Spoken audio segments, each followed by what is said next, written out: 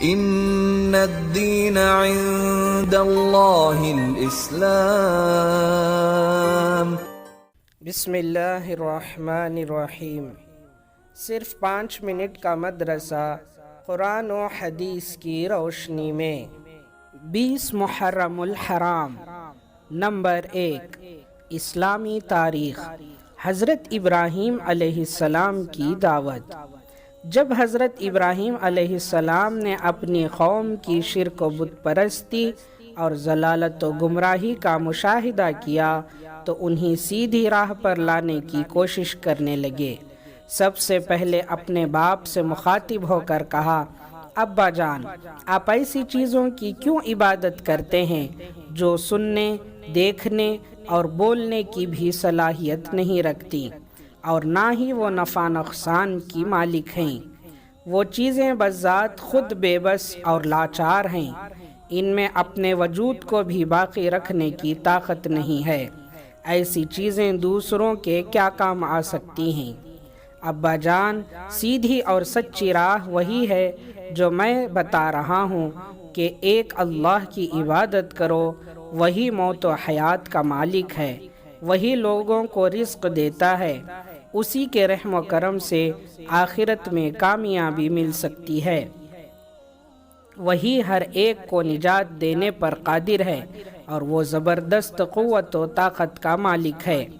حضرت ابراہیم علیہ السلام نے اس کے بعد قوم کے لوگوں کو بھی انہی باتوں کی نصیحت کی، مگر افسوس کسی نے بھی آپ علیہ السلام کی دعوت کو قبول نہیں کیا۔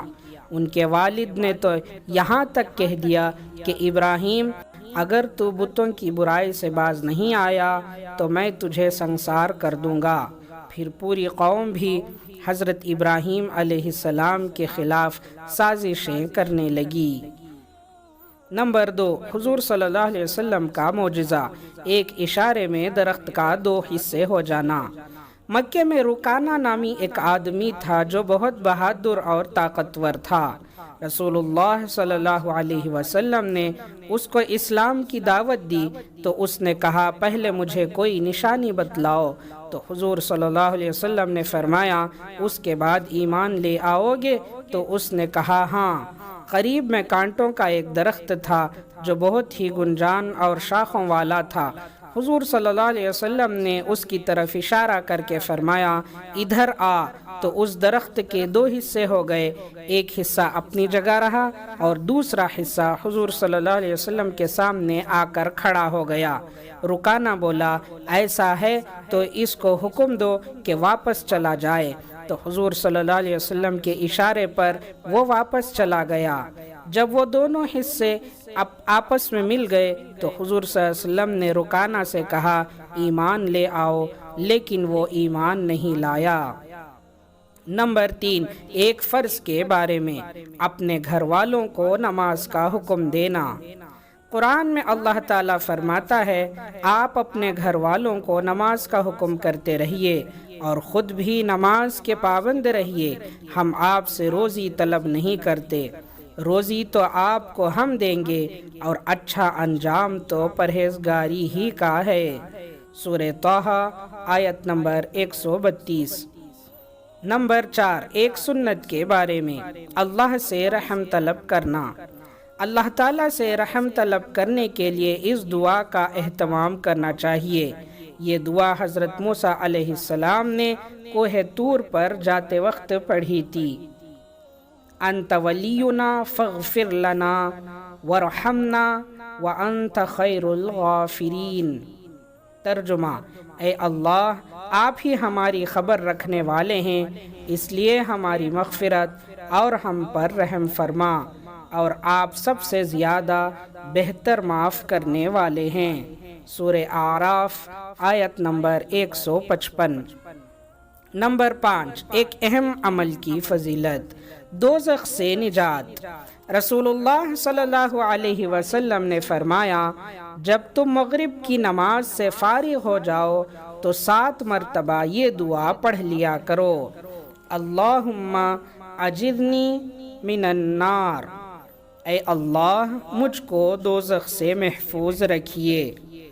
جب تم اس کو پڑھ لو اور پھر اسی رات تمہاری موت آ جائے تو دوزخ سے محفوظ رہو گے، اور اگر اس دعا کو 7 مرتبہ فجر کی نماز کے بعد بھی پڑھ لو اور اسی دن تمہاری موت آ جائے تو دوزخ سے محفوظ رہو گے۔ ابو داؤد۔ نمبر 6، ایک گناہ کے بارے میں جھوٹی تہمت لگانا۔ قرآن میں اللہ تعالیٰ فرماتا ہے، جو لوگ مسلمان مردوں اور مسلمان عورتوں کو بغیر کسی جرم کے تہمت لگا کر تکلیف پہنچاتے ہیں تو یقیناً وہ لوگ بڑے بہتان اور کھلے گناہ کا بوجھ اٹھاتے ہیں۔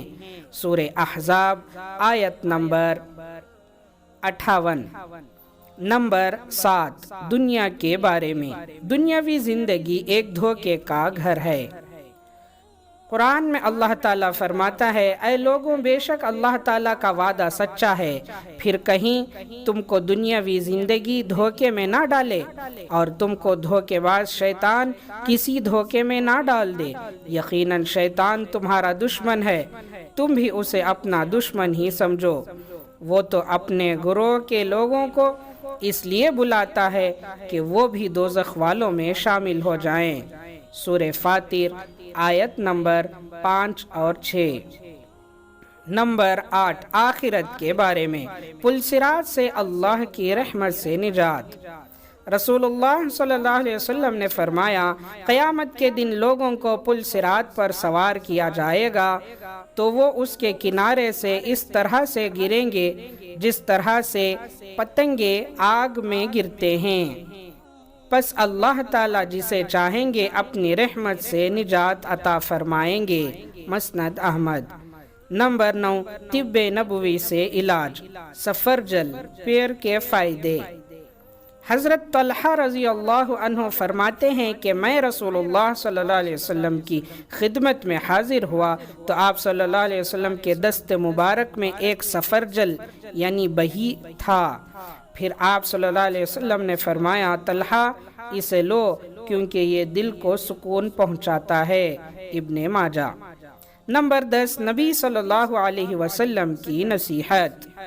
رسول اللہ صلی اللہ علیہ وسلم نے فرمایا، میری طرف سے دین کی بات لوگوں کو پہنچاؤ اگرچہ ایک ہی آیت ہو۔ بخاری۔